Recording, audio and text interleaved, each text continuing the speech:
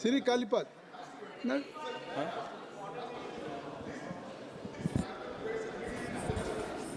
Manotan Speaker Sahib Johar, Tehin Noa Sangsad re Only Metang 30. Gonongan Katha Just Lirina wait. Daonyam Khatir Kalpeji, Sai just Sai wait Sarhawin. for 30 seconds. Please, you can't Yes, sir. conclude. Sir, ensure accountability within EPFO prevent recurrence such a distress. This matter requires immediate attention of the House as it concerns financial security, dignity, crore and crore workers across the India. Thank you, ma'am. Siri Sorry. Kalpet, Thank you, Kherwal Chairman. ji. Siri, please. Manotan Speaker Sahib Johar, Tehin Noa Sangsad re Metang Adi Gonongan Chatam Idi Kate Galmarao na Daonyam Khatir Sai Sai Sarhawin Chalada. Gonongan Katha do Noa Kana je halege jaha Talma Sorkare Uchena Kadai je Nobodoy Biddaloy jaha Irelgel More Gotang Noa Bharot Disomre Hoyok Lagidok Kana Menka Adi Rauska renak Katha Chedag se Sechet Sarhe renak Angibar do Sanam Koag ge mena Menkhan Duk renak Katha Puchim Bangla redo Noa Irelgel More Gotang Bhitri do Mettang Hunde do bai nyam akadai Chalawan Serma jaha Bargel Irel Gotang Nobodoy Biddaloy renak Katha Uchel lena ona bhitri re matro Baria ge Puchim Bangla redo Hunde lena ona na Mettang do hoyok kana iya jaha Lok Sabha Kendra ona Jhargram ar Mettang do hoyok kana Purbo Bordhoman re abo sabanam ko ge bon badaya je Nobodoy Biddaloy talate do Puthwa ko jerekom laser hatang ko teyaroa Sechet sette onka ge khelot sette lakchar sette hon ko parukhiya ona saw sawte jaha Bharot Disom re jaha jatiyari thok rena binid hoyoa ona binid re unku do ko jitkaro rena aidar ko hamet daria onate Talma Sarkar then Manotan gomke amtalate in lei sanain kana je rajari na jaha bhepeget bang doho kate যেমন পশ্চিম বাংলার যাহা ইরেলগেল মড়ে গোটাং যাহা ভারত সরকারে ঘোষণা কাদায় নবোদয় বিদ্যালয় পশ্চিম বাংলার হওনা হুন্ডে যাতে নামায় আর সাথে ঝাড়গ্রাম রে যাহা নবোদয় বিদ্যালয় স্থাপন রেনা যাহা কথা উইহার ভাবনা কানা ওনা যাতে লগন গে হইওক মা ওনা লাগিত তে ইন নেহরিন দহয়দা জোহার धन्यवाद. Siri Madikam Tagore ji. Sir,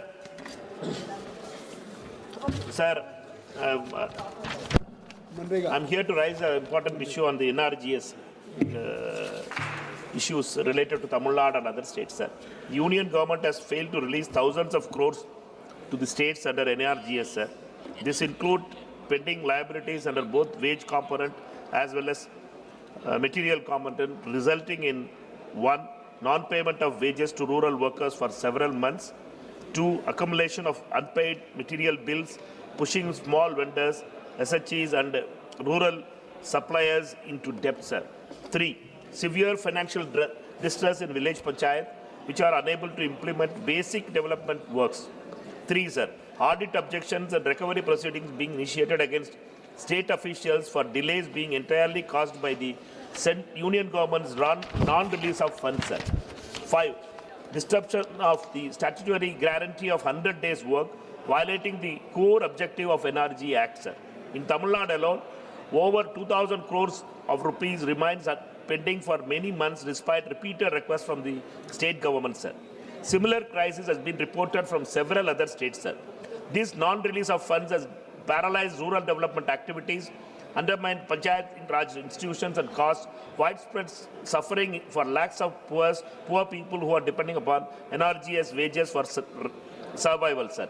This is an unprecedented man-made crisis.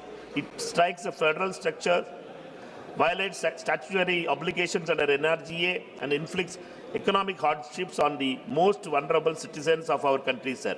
Today, sir, when we are speaking here, in the Jantar Mantar, all the officials from BDOs to the clerks all across India are protesting for releasing of this fund, sir. I request the Honorable Minister to meet those demonstrating staffs who are the backbone of this whole rural development structure itself.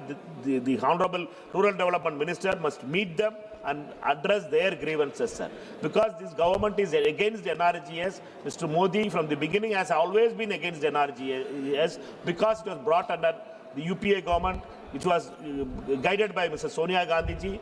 This scheme must be protected, sir. This anger of Mr. Modi against poor must stop, sir. Thank you, sir. But it's a demand-driven scheme, and if the state will submit your utilization certificate, definitely, and will raise demands that the government of India will supply. Shri Sanatan Pandey ji. माननीय अधिष्ठाता महोदय जी, आपका ध्यान पूरा time दिया। लोकसभा बलिया के विषय rail की तरफ जाना चाहता हूं। माननीय, जब देश आज़ाद था या देश जब आज़ाद हुआ था तो देश की आबादी लगभग 40 करोड़ के आसपास थी। उस समय जो है बलिया में ताजपुर रेलवे स्टेशन को स्टेशन का दर्जा था और गाजीपुर में गाजीपुर और रेवती बलिया को स्टेशन का दर्जा था। आज जब आबादी हमारी 140 करोड़ हो गई है, देश का आज़ादी का 78 साल बीतने के बाद इन दोनों स्टेशनों को जो है रेल स्टेशन से हटा करके रेलवे हाट बना दिया गया है। इसकी मैं आपकी तरफ से मांग करता हूं कि देश की आबादी कोरोना में घटी नहीं है। आज देश की आबादी 140 करोड़ है। जनपद बलिया के रेवती स्टेशन और जनपद गाजीपुर के ताजपुर स्टेशन जो हाट के रूप में है, उसको पुनः स्टेशन का दर्जा दिया जाए, वहां पर टिकट काटने की सुविधा प्रदान की जाए। दूसरी तरफ सर, एक ट्रेन जो है बलिया होकर के मैहर धाम को जाती है। वो ट्रेन कोरोना काल से पहले ईसुपुर, मोहम्मदाबाद और करंदीपुर में रुकने का काम करती थी। कोरोना के बाद जो है उस ट्रेन का स्टॉपेज जो है करीमुद्दीनपुर और ईसुपुर में बंद कर दिया गया है। मैं आपके माध्यम से रेल मंत्री से मांग करता हूं कि जो कोरोना काल से पहले कामानी एक्सप्रेस जो ईसुपुर और करंदीपुर में रुकती थी, उसको दोबारा ठहराव की व्यवस्था आपके स्तर से दी जाए। बहुत बहुत धन्यवाद।